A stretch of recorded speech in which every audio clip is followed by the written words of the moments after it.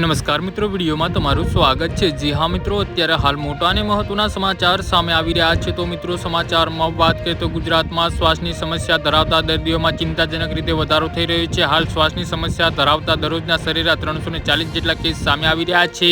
હવે શિયાળો પ્રભુત્વ જમાવી રહ્યો છે અને પ્રદૂષણ પણ ચિંતાજનક સ્તરે પહોંચી રહ્યું છે, ત્યારે શ્વાસની સમસ્યાના કેસોમાં હજુ વધારો થાય તેવી સંભાવના છે। જી હા મિત્રો, અત્યારે હાલ મોટા અને મહત્વના સમાચાર સામે આવી રહ્યા છે। તો મિત્રો, સમાચારમાં વાત કરીએ તો તાજેતરમાં 32 વર્ષીય યુવાને લગ્ન પ્રસંગમાં શ્વાસ લેવામાં સમસ્યા સર્જાતા તાકીદે હોસ્પિટલમાં સારવાર માટે લઈ જવો પડ્યો હતો। સામાન્ય રીતે શ્વાસની સમસ્યા યુવાનોને ખાસ અસર કરતી નથી, પરંતુ હાલ વાતાવરણમાં સ્મોગનું પ્રમાણ વધ્યું હોવાથી શ્વાસની સમસ્યા ધરાવતા દર્દીઓ વધી રહ્યા છે અને તેમને નોર્મલ અથવા ઓક્સિજન સપોર્ટની જરૂર પડે છે। અમદાવાદ જેવા શહેરમાં શ્વાસના ઇન્ફેક્શન અને ક્રોનિક ઓબ્સ્ટ્રક્ટિવ પલ્મોનરી ડિસીઝ સાથેના દર્દીઓને ઓપીડીમાં વધારો જોવા મળ્યો છે। જી હા મિત્રો, અત્યારે હાલ મોટા અને મહત્વના સમાચાર સામે આવી રહ્યા છે।